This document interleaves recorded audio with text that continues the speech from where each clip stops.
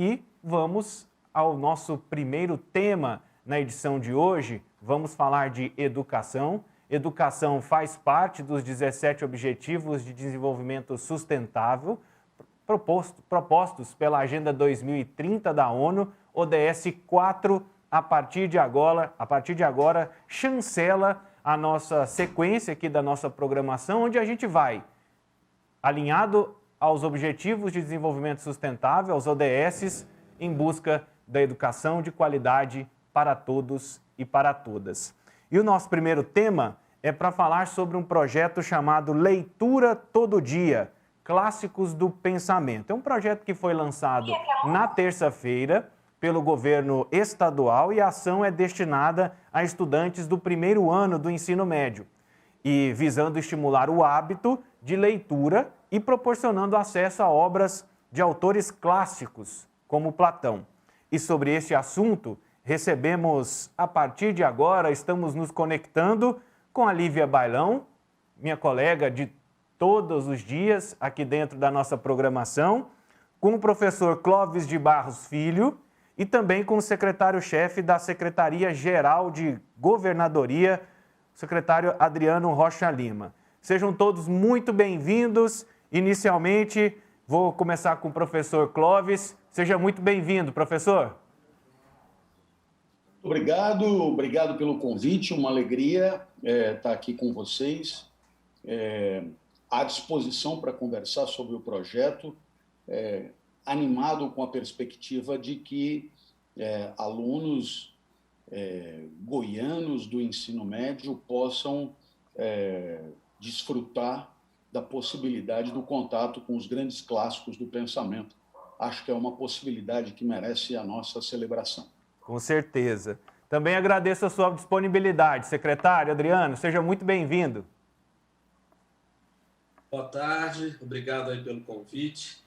É uma satisfação estar com vocês novamente, principalmente em função desse projeto, né? É um projeto que é extremamente inovador e vem desmistificar, né, esse conceito de que o ensino privado pode, mas o ensino público não.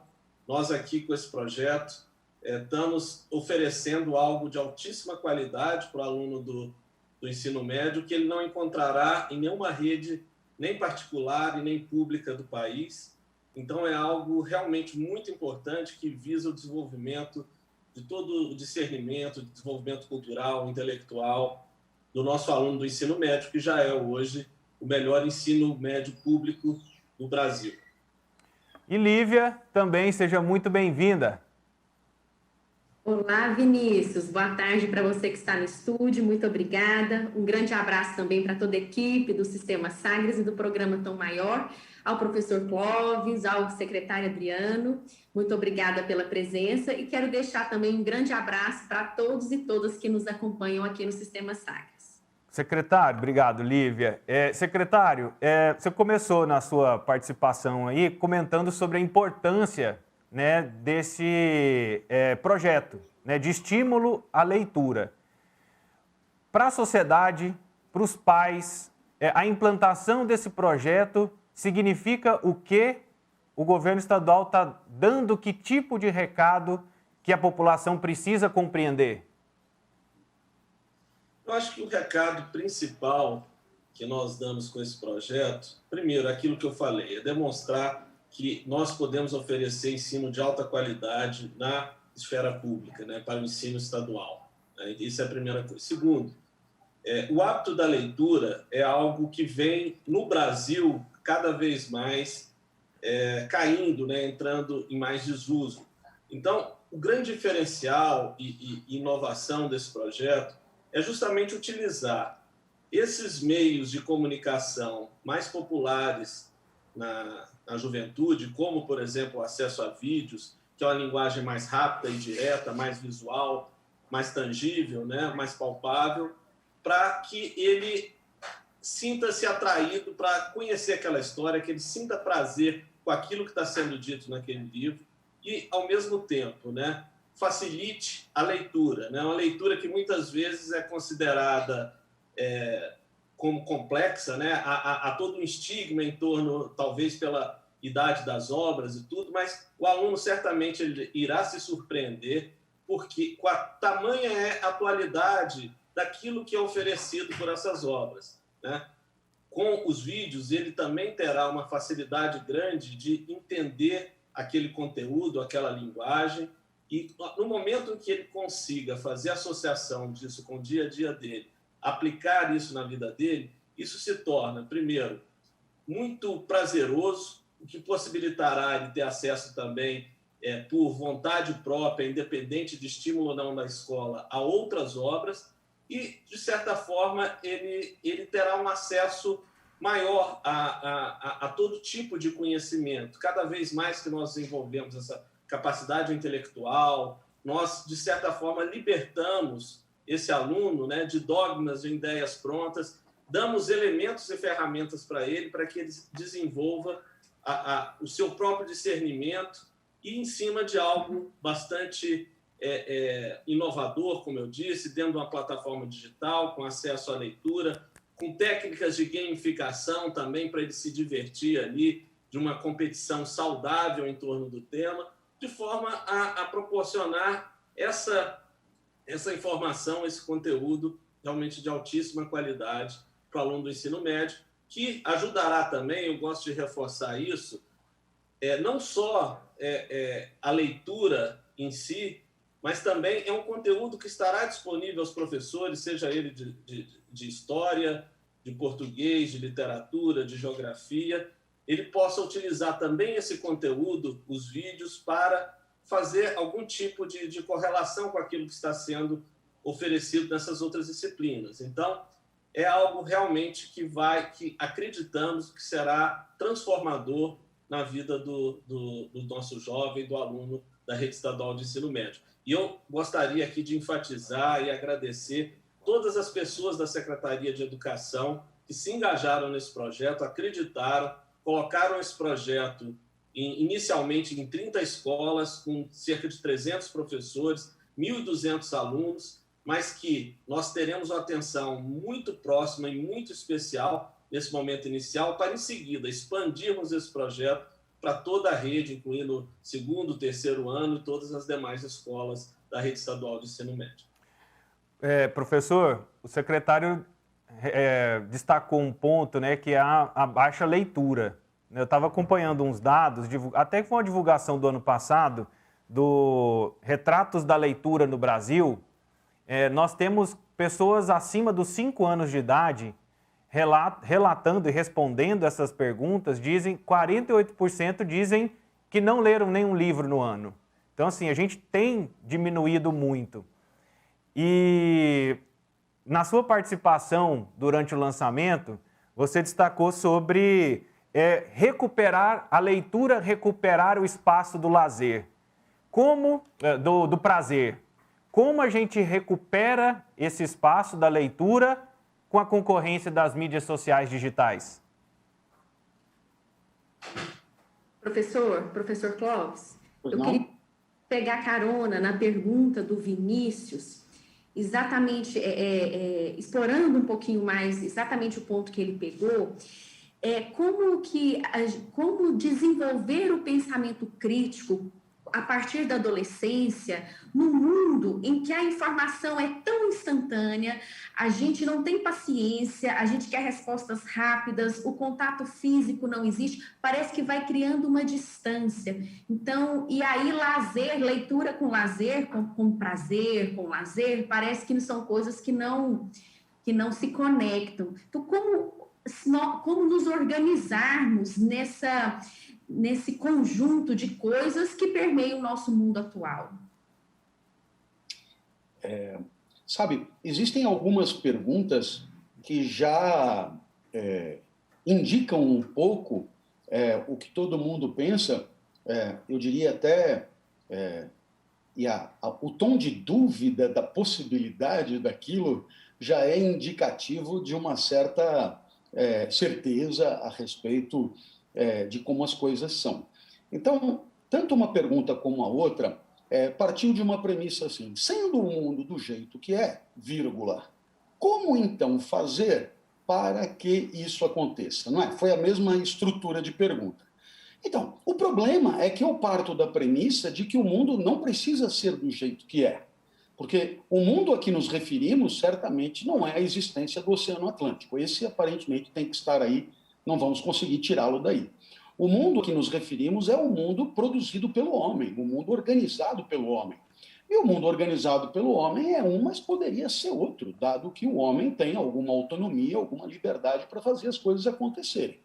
Então, quando você me diz que a informação ela é instantânea, ela é imediata e ela é poluidora do espírito e ela não deixa espaço para mais nada, eu diria que cabe à escola assumir uma postura de recuo diante desse mundo de informação, no sentido de oferecer ao aluno não mais informação, né? Não mais do mesmo, mas, pelo contrário, ensinar o aluno a, de maneira recuada, de maneira, como você falou, de maneira crítica, né? E quando eu digo crítica, para que o nosso ouvinte entenda bem, não é jogar pedra. Crítica quer dizer adotando uma postura criteriosa de identificação do valor daquilo, da pertinência daquilo e assim por diante. Então, a partir daí, nós podemos, dentro da escola, que mantém uma soberania e que não deve nunca cair de joelhos diante de uma realidade que se impõe a ela, né? Já basta o mundo do trabalho para fazer isso, né? Cabe à escola permitir ao aluno uma reflexão a respeito da pertinência das coisas serem como são. Em outras palavras, em primeiro lugar, como é que eu vou concorrer com as mídias digitais? Como é que eu vou concorrer com os games, com toda a indústria de divertimento digital que se apresenta? Ora, eu diria que está aí um argumento que condenaria o rádio à inexistência há muito tempo, né? E, no entanto, o rádio continua existindo. A gente, de certa maneira, continua acreditando que é possível ainda aprender a ler e praticar a leitura. Eu diria que, evidentemente, o prazer que traz a leitura de uma obra de Machado de Assis, ele não é substituível, né, pelo prazer que traz um jogo de videogame. Porque o prazer do jogo de videogame ele é real, ele deve ser, porque muita gente se dedica a isso, eu nunca nem vi como funciona, mas ele é real, etc. Agora, o prazer que traz a leitura de uma obra como uma obra de Agostinho, uma obra de Aristóteles, uma obra de Maquiavel, uma obra de Kant, é um prazer de outra ordem, né? Agora, é claro, ele não está ao alcance imediato, né, de todos. Por quê? Porque essas obras elas requerem, para produzir esse prazer no leitor, elas requerem um pouco de formação, de estofo. Agora eu te pergunto, se na escola nós não dermos essa formação para que o aluno possa conseguir ter prazer com a leitura de grandes clássicos, eu te pergunto, aonde é que esse aluno vai obter essa formação? Porque se a escola disser, olha, o mundo é outro e isso aí já não tem lugar no mundo, então a gente abaixa a guarda, está tudo certo, vamos ensinar o aluno a jogar videogame, é possível que ele se dê bem fazendo isso.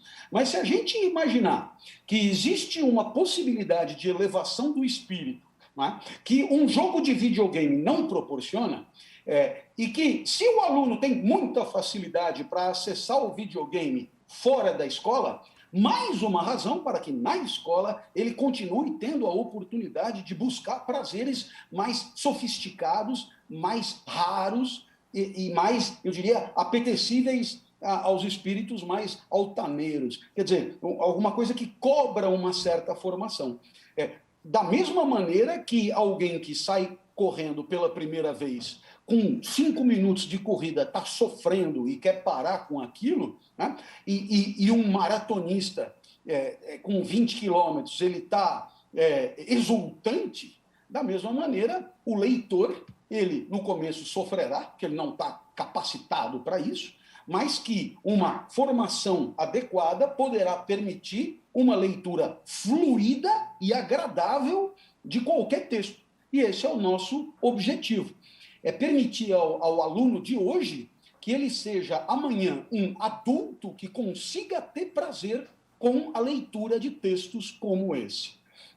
Eu poderia insistir que, no cenário atual, no status quo atual, a nossa educação fracassa nesse quesito. E como é que a gente sabe disso? A gente sabe disso, como vocês comentaram com muita pertinência, as nossas livrarias faliram, as editoras multinacionais estão indo embora. Para você ter uma ideia, eu dou só um caso da minha realidade. Eu sou autor de uma editora chamada Planeta, né? Editora Planeta, com sede em Barcelona, é uma editora mundial, a terceira maior editora do mundo. Então, essa editora tinha escritório no Brasil e em Portugal, ainda tem, mas ela decidiu desativar o escritório no Brasil e manter o escritório de Portugal. Pô, é inimaginável que um país que é do tamanho da Moca, né, um país de 8 milhões de habitantes, né, ele conserve o escritório e um outro de 220 milhões de habitantes não conserve o escritório porque não tem movimento, não tem... Quer dizer, então, agora, para publicar um livro, eu vou me remeter à Planeta de Portugal. E pasme, o meu livro será primeiro traduzido para o português de Portugal e depois ele poderá ser publicado por lá em português brasileiro.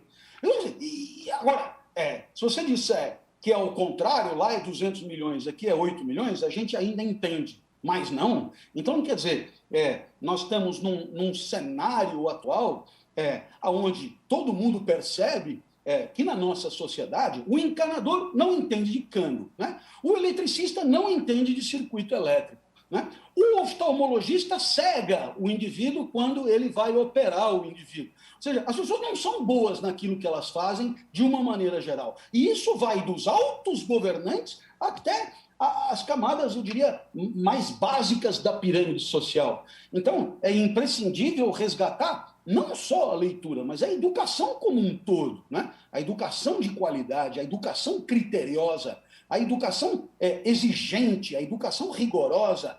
E a leitura deve entrar, eu diria, nesse pacote. Agora, fechando a minha resposta, invariavelmente as coisas da escola são tratadas como uma obrigação, um dever, alguma coisa que é desagradável, mas que amanhã poderá trazer alguma coisa de útil. Então, esse tipo de postura, né, é uma postura, eu diria, confirmada pelos professores, pelos pedagogos, pelos coordenadores. Quer dizer, olha, você vem para a escola, haverá recreio, mas haverá sofrimento nas aulas e depois isso poderá permitir alguma coisa, acredita em nós, isso poderá permitir alguma coisa boa. É muito pouco comum que um professor assuma a posição de proporcionar um momento de prazer, de alegria, que tenha valor por ali mesmo, né, que valha por aquilo mesmo e assim por diante. Por isso, você, quando leu no ensino médio, você leu Machado de Assis, Memórias Póstumas de Brás Cubas, você deve ter lido Graciliano Ramos, Vidas Secas, você deve ter lido, sei lá, José Lins do Rego, Casa de Pensão, Manuel de Almeida, você deve ter lido e tal. Muito bem. E você leu por quê? Porque isso foi cobrado na prova ou no vestibular. Pois muito bem, a perspectiva nossa é a possibilidade de que o aluno venha a querer ler pelo prazer de ler. Portanto, é a possibilidade de despertar nele algum tipo de apreço que faça com que ele leia, mesmo sem estar sendo cobrado. Ele lê porque ele quer ler. A escola tem que conseguir isso. Porque, claro, se a leitura ficar adstrita a uma obrigação e a uma cobrança, acabou a obrigação, acabou a leitura, que é o que acontece. Acabou a obrigação, acabou a leitura. Poderíamos perguntar aí na rua para pessoas que concluíram o ensino médio: quantos livros de literatura brasileira você leu depois que o passou no vestibular? Né? Tirando os que foram estudar letras, é possível que o sujeito tenha passado 5 anos da faculdade sem voltar a ter lido nenhum livro de literatura brasileira ou de literatura internacional. Né? E por quê? Porque é associado a uma obrigação. É preciso que o professor seja educado para linkar, para usar um termo da moda, linkar ou vincular o aprendizado, através da leitura ou qualquer outro aprendizado, ao prazer. De maneira que o aluno queira voltar para ter aula porque quer, e não porque é obrigado a isso. né? Então, eu imagino ter em algum momento aqui a colar conseguido esse resultado, quando eu, por exemplo, os meus alunos me pediam para vir assistir aula mesmo depois de ter se formado. Então, aí você tem um resultado espetacular, né? Quer dizer, o aluno vem assistir a aula porque ele quer, né? E ele entende que a aula vale pela aula e não pelo diploma. E aí eu acho que com a leitura isso tem que ser conseguido dessa maneira. Você dirá, é muito pouco provável conseguir esse resultado tendo os alunos, eu diria, os estímulos digitais que são os dele. Eu te diria, se não houver a expectativa de conseguir esse resultado na escola, então é possível que a escola seja uma instituição fadada ao desaparecimento ou a um fracasso crônico. Então, ou nós revitalizamos a escola, trazendo para devolvendo à escola o prazer de aprender, lembrando que a palavra escola vem do grego e quer dizer tertúlia prazerosa, né? Conversa prazerosa, né? É isso que quer dizer escola em grego, né? Tertúlia prazerosa. Ou resgatamos essa ideia de escola e deixamos claro que ter a possibilidade de ir para um lugar e passar uma época da vida só aprendendo é a melhor coisa do mundo e que a vida depois disso será muito pior, ou então, claro, estaremos a cada dia que passa chafurdando na lama da falta de excelência pedagógica, né, da mediocridade pedagógica, que é uma espécie de tônica do mundo na nossa sociedade. Professor, o senhor me fez me lembrar, eu tenho feito alguns estudos aqui dentro da UFG, né? Estou dentro do meu trabalho, dentro das minhas pesquisas, em cima da questão da mídia e da educação. E aí, numa das aulas de teorias da comunicação, eu questionava a professora por que políticos e igreja dominam e conseguem dominar a linguagem da mídia e por que a educação, de uma certa maneira, ela não consegue. Né? A gente vê muito bons conteúdos sendo divulgados pela Rede Minas, por exemplo, nossa afiliada aqui na TV aberta, na TV Cultura, em tantas outras, mas não é uma coisa que as pessoas vão sentir, vão sentar e assistir com prazer. E aí a professora, para me inquietar, disse, é porque a escola destrói certezas. E aí, no momento em que você foi dando a resposta com relação ao pensamento crítico, eu fui retomando um pouco essa fala da professora Ana Carolina, porque a gente chega com as nossas certezas, vem a escola e diz, olha, tem gente que pensa assim, tem gente que pensa assim. E eu acredito que a escolha dos clássicos seja por isso, por causa essa iniciativa que o governo assume, seja nessa linha de estimular, olha, tem gente que pensa diferente de você. Eu queria te dizer que, bom, a professora tem toda a razão, o papel da escola é esse mesmo, é o papel de trazer as opiniões dominantes ou hegemônicas para serem submetidas a uma avaliação crítica a partir de perspectivas e paradigmas diferentes, né? E é possível que isso seja mesmo, num primeiro momento, perturbador. Mas eu queria aproveitar esse momento para dizer o quão excepcional é essa iniciativa do governo de Goiás. Quando eu digo excepcional, eu digo de exceção mesmo, né? Que a palavra excepcional ela também ganhou um sentido de alguma coisa muito boa, né? Quando, na verdade, excepcional vem de exceção e uma exceção pode ser ruim. Né? Então, eu queria dizer que ela, num primeiro momento, ela é excepcional no sentido de exceção. E por quê? Né?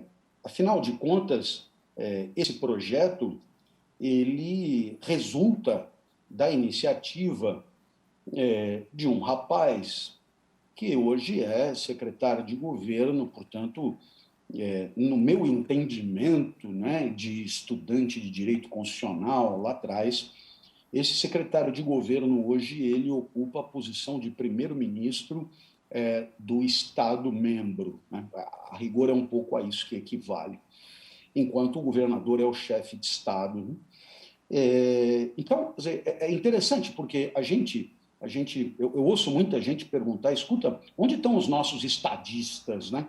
Cadê o Paulo Brossard? Cadê o Ulisses Guimarães? Cadê o Franco Montoro? Cadê o Teotônio Vilela? Né? Cadê o Sobral Pinto? Cadê o... Né? De fato, né? Uma geração de notáveis estadistas... esqueci de Tancredo Neves, né? Bom, uma geração de notáveis estadistas já não estão mais entre nós. E a geração que substituiu, eu diria, é uma geração que traz saudade, né, daquilo que já foi a nossa classe política. Então a gente pergunta, mas e agora? Né? Então, eu diria, agora é preciso apostar em novas gerações. Então, o que acontece aí com o secretário Adriano Rocha Lito? Né? Ele é um rapaz, né? Ele é jovem, né? Ele é um rapaz que genuinamente se preocupa com a formação escolar daqueles que estão estudando no seu estado, né? Bom, então ele toma a iniciativa de implementar um programa que é um programa inédito, único, né? E que, de certa maneira, cobra do professor uma certa preparação para implementá-lo. Porque se você vai trazer para a sala de aula uma obra como Ética Nicômaco, é presumível que você a tenha lido. E que se você não leu, você vai ter que ler, porque é esquisito falar de um livro que você não leu. Não é todo mundo que tem essa habilidade. Então você percebe que é um programa que puxa para cima coordenadores, professores, alunos, né? E aqueles alunos, que sejam poucos, mas haverá, que se encantarem com aquelas ideias, né, apresentadas pelos professores, eles são alunos candidatos a cobrar cada vez mais iniciativas desse tipo. E aí nós vamos ter, de fato, uma nova escola, né? É preciso lembrar que as escolas públicas do nosso país já foram superiores às escolas privadas, como acontece em países da Europa, muitos países da Europa. Eu falo aqui pelo estado de São Paulo, que é o meu estado, 70 anos atrás, nós tínhamos uma escola chamada Escola Caetano de Campos, que era a principal escola da cidade de São Paulo. Ela era pública. E os diretores da escola, os coordenadores da escola, eles tinham paridade salarial com um desembargador do Tribunal de Justiça, né? Eu não preciso te dizer que hoje essa remuneração é mais ou menos da esfera de 25 para 1. Então, o que foi que aconteceu? Por que o professor deixou de receber o tanto que ele recebia? E, naturalmente, nós só podemos entender que isso foi uma opção política, né, de profissionais da política que atendem a certas demandas sociais, né, e que se candidatam oferecendo projetos, oferecendo representações de mundo, oferecendo ideologias, e, de uma certa maneira, a nossa sociedade foi apostando em governantes que paulatinamente foram erodindo a legitimidade social da escola pública, né? Portanto, ora, se nós, durante os últimos 70 anos, tivemos governantes que destruíram a escola pública, só há uma boa notícia. Se foi possível destruir, é porque é possível reconstruir, né? É possível fazer o caminho contrário. É possível dar à escola pública uma aura de excelência. E é um pouco isso que o secretário Adriano, que, a meu ver, é aquele estadista que o Brasil espera encontrar, que a sociedade brasileira espera encontrar. E quando eu digo estadista, eu quero dizer alguém que tem, eu diria, na saúde do Estado, e quando eu digo a saúde do Estado, não é só a saúde econômica do Estado, nem a saúde sanitária do Estado, mas é a saúde do Estado no seu sentido mais amplo, a sua obsessão, né? Então, é alguém que fará um esforço como governante, né?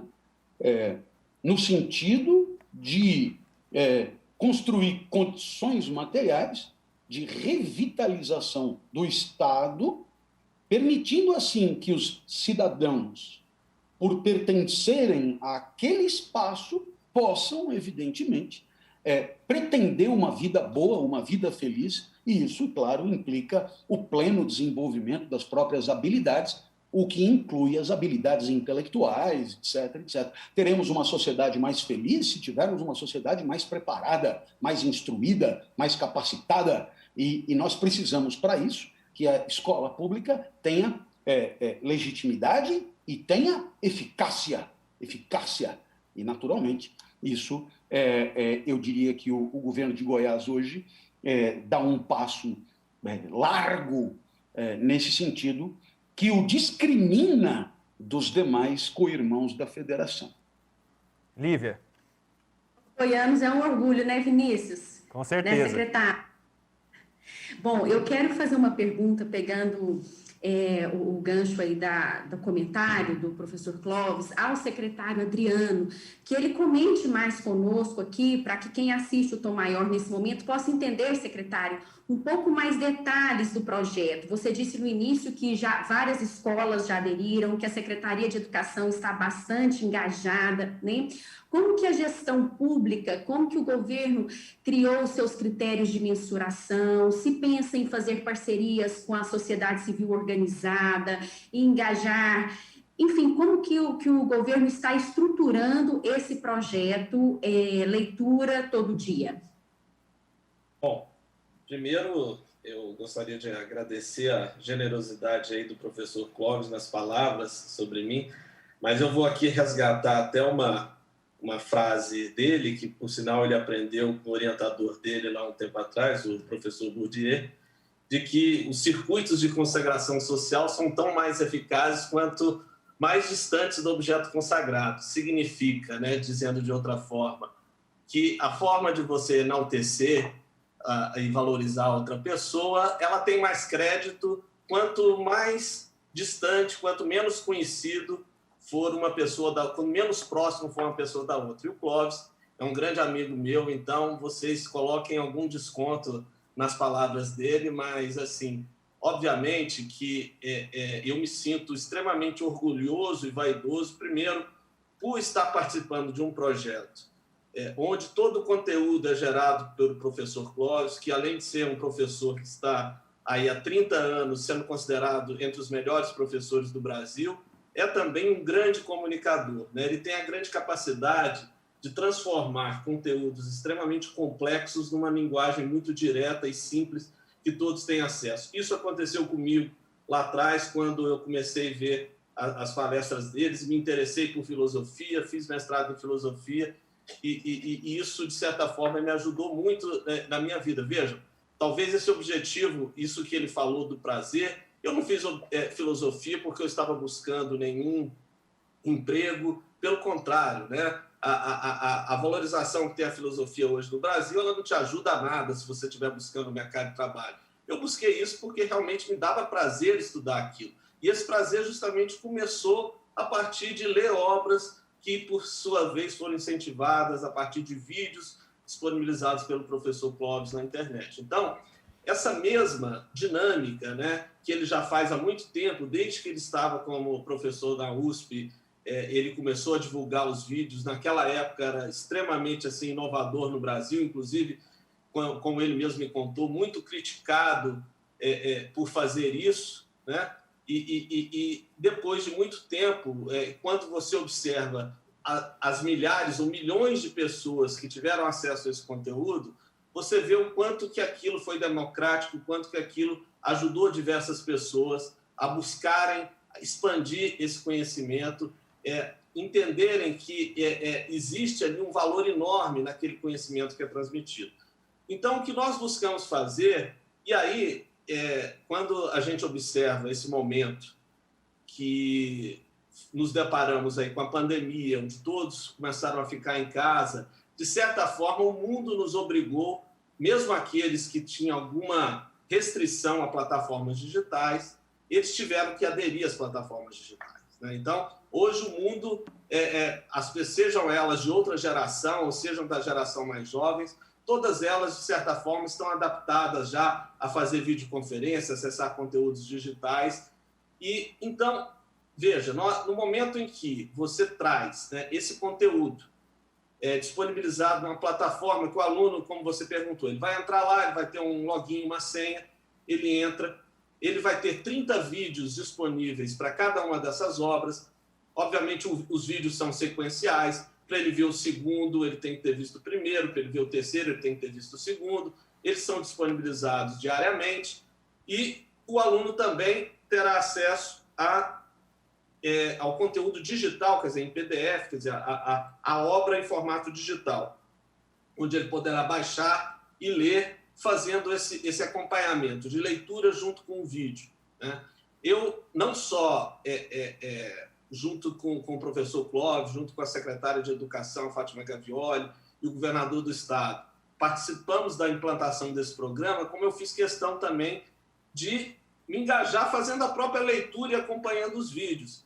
E eu vejo, e assim, por constatação própria, o tanto que isso será assim facilitado, essa mídia digital, e quanto prazeroso é, porque, assim, veja, quando eu costumo citar, quando a gente fala da primeira obra de todas, que é a Odisseia de Homero, que é uma obra de aventura fantástica, que mostra, né, toda a dificuldade que teve Ulisses depois da Guerra de Troia, onde ele usou ali de um artifício para vencer a guerra, foi tratado como herói, mas ele teve que, para isso, cometer algumas arbitrariedades ali, e ele acabou furando o olho de um cíclope, né? E esse cíclope, chamado Polifemo, era filho, né, do deus dos mares, né, que é Poseidon, que, na volta de Ulisses para sua ilha de origem, para sua terra, que é Ítaca, com a sua esposa Penélope, etc., ele levou 10 anos para voltar, porque o Poseidon atormentou a vida de Ulisses. Então, toda essa tormenta, ela traz ensinamentos em diversas partes da obra extremamente valiosos e atuais para o nosso dia a dia, né? Então, veja, não é só você transmitir para o aluno algum conteúdo no sentido dele entender o que foi pensado há muito tempo atrás, o que é justo, o que é correto, o que é a vida boa, como tomar decisões do certo e errado. É mais do que isso, ele vai se imergir naquela história com a facilitação dos vídeos, podendo fazer a contextualização na vida dele. E a partir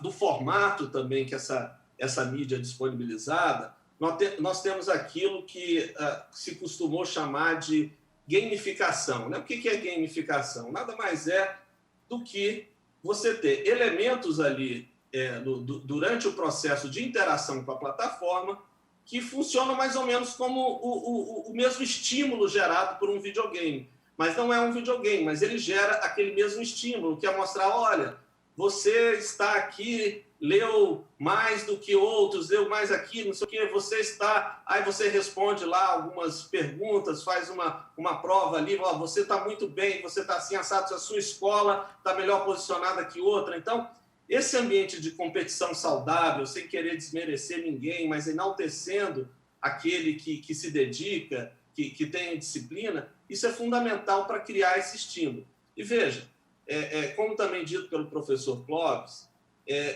nós estamos promovendo um trabalho transformador.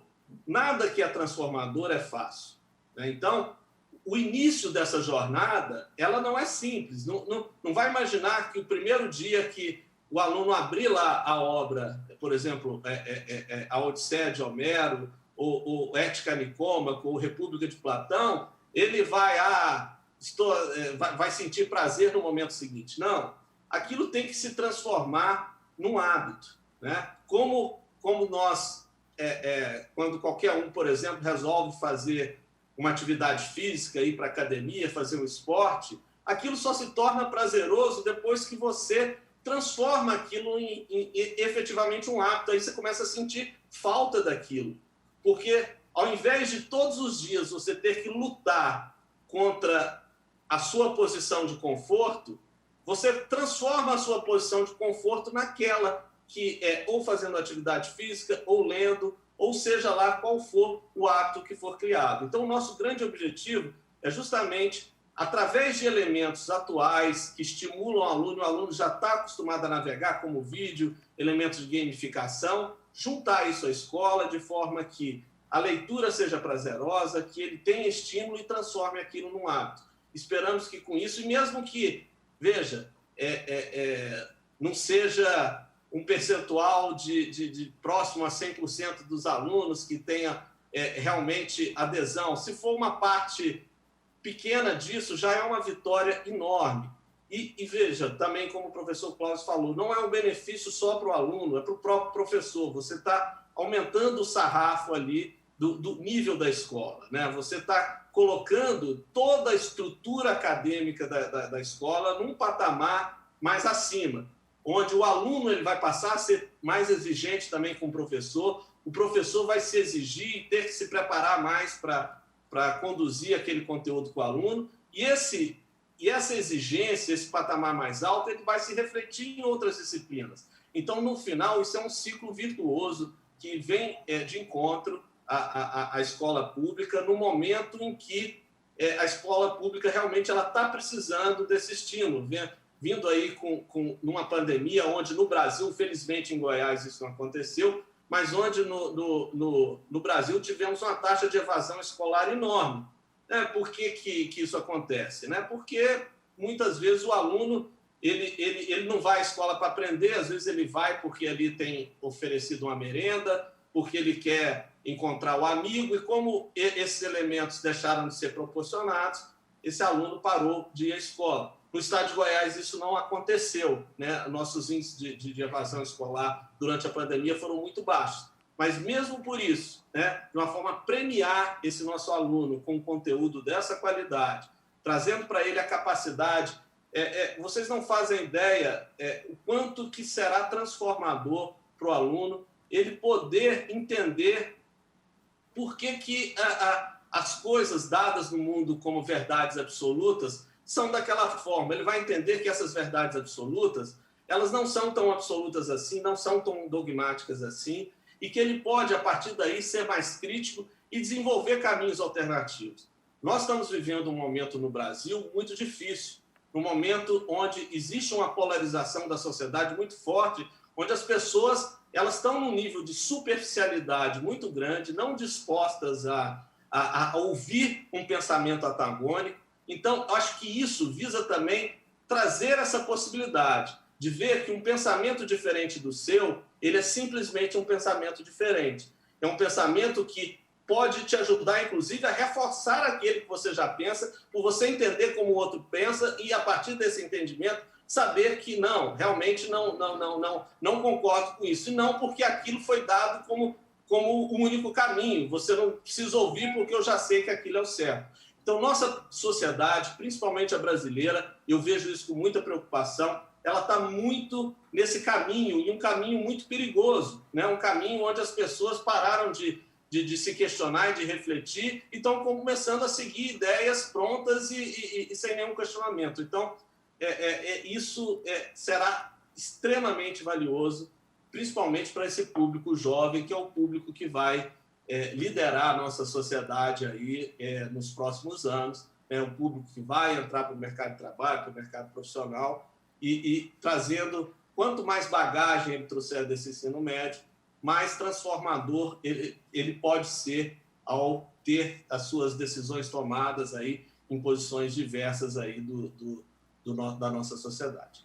para um sistema de comunicação que está a serviço da educação. Nosso assunto aqui, a gente vai conversando e a gente vai se empolgando com os temas, com os debates. Daqui a pouco eu vou até registrar os comentários que a gente tem registrado aqui pelo WhatsApp e também na nossa live, mas infelizmente eu tenho que ir encerrando. E aí, professor Clóvis, eu queria encerrar com uma pergunta para o professor, que é o seguinte: nós falamos sobre hábito, sobre sentido, sobre mudanças, né, de valores, de comportamentos, falamos sobre esse processo de construção da escola. Posso adicionar aí elementos como o secretário citou, a gamificação, tem o ensino híbrido, o ensino remoto.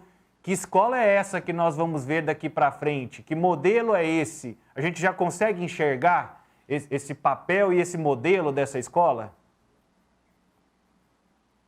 Olha, eu sou muito ruim de enxergar, porque, como todo bom deficiente visual, eu me encontro dentro de uma nuvem, né? Sou péssimo para enxergar. O que eu sei é que a escola, o trabalho, o mundo das instituições, ele não é um mero espetáculo que vai acontecendo e a gente vai assistindo, como se fosse mesmo um espectador num auditório. Não, eu prefiro entender que essa escola que vai surgindo, ela vai surgindo em função das iniciativas, em função das tomadas de decisão, em função das deliberações e da lucidez para deliberar. Então, um projeto como esse, implementado pelo secretário Adriano, é um projeto que participa da construção dessa nova escola, sempre renovada, sempre arejada, né? E sempre viva. Então, não se trata de ficar atento para ver o que vai acontecer, e sim de ter a coragem de arregaçar as mangas e interceder sobre o mundo, agir sobre o mundo, de maneira a não simplesmente concluir, olha, a educação pública brasileira ela não é de boa qualidade, mas de colocar o seu nome na história, como o fará o secretário Adriano, a ponto que daqui 200 anos, né, alguém estudando a história do Brasil dirá: houve uma iniciativa em Goiás que resgatou o prestígio da escola pública que não ia bem,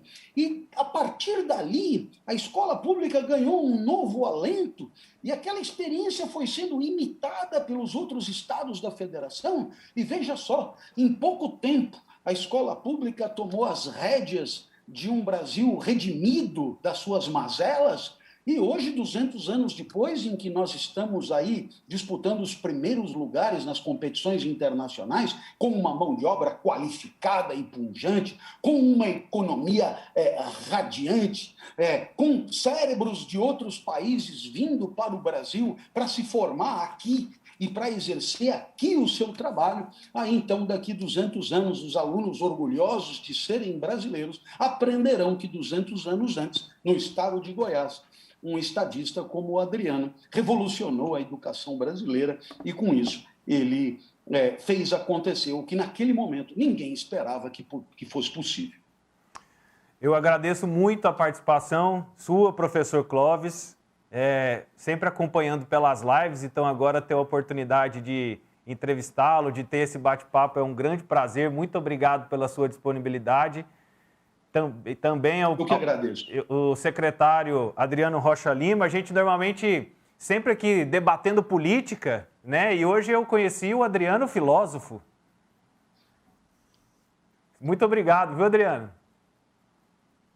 Obrigado vocês, obrigado Lívia, obrigado Vinícius, obrigado a todos os ouvintes aí do Complexo Sagres, né? De diversas formas aí de comunicação diferentes ao mesmo tempo.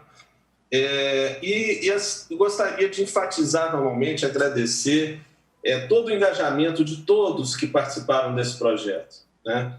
Primeiro, o professor Clóvis, que teve a generosidade de oferecer esse conteúdo gratuitamente, né? E ressaltando aqui, como é mesmo o nome da editora, professor? Eu esqueço, a editora que ofereceu os livros gratuitamente. Ciranda Cultural. Pois é, a editora Ciranda Cultural, que disponibilizou todas as obras sem custo para o aluno do ensino médio, em formato digital, em PDF. Obviamente, é restrita a esses alunos do ensino médio, aos professores.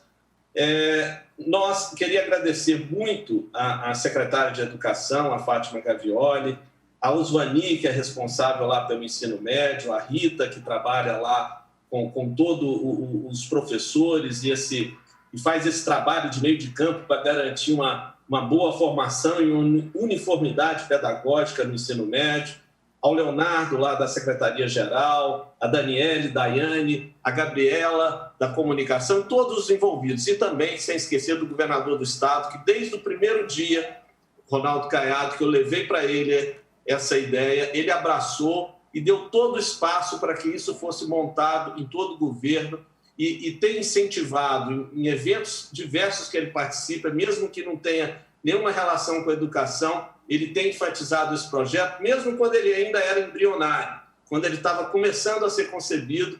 Então, isso realmente transformador. Espero que essa visão de futuro do professor Clóvis apresentada aqui se concretize. Vamos torcer e nos engajar, mais do que torcer, né? Que só torcer não resolve. Vamos nos engajar e dedicar o esforço individual de cada aluno, de cada professor, de cada membro do serviço público, servidor público, para que isso aconteça com a excelência necessária para que seja realmente um projeto de sucesso e transformador, como foi a visão dada pelo professor. Muito obrigado, secretário. Lívia, muito obrigado com você. A gente se encontra amanhã aqui na nossa programação, combinado? Combinado, Vinícius. Um grande abraço ao professor Clóvis, ao secretário Adriano. E diria que hoje foi um primeiro bloco em tom maior, tom máximo, né, Vinícius? Subimos o nosso sarrafo e amanhã temos uma responsabilidade muito grande. Exatamente. Muito obrigado, então, ao secretário Adriano Rocha Lima, também ao professor Clóvis Barros e também à Lívia Bailão. Nesse primeiro bloco, a gente falando sobre educação de qualidade, esse projeto que incentiva a leitura de clássicos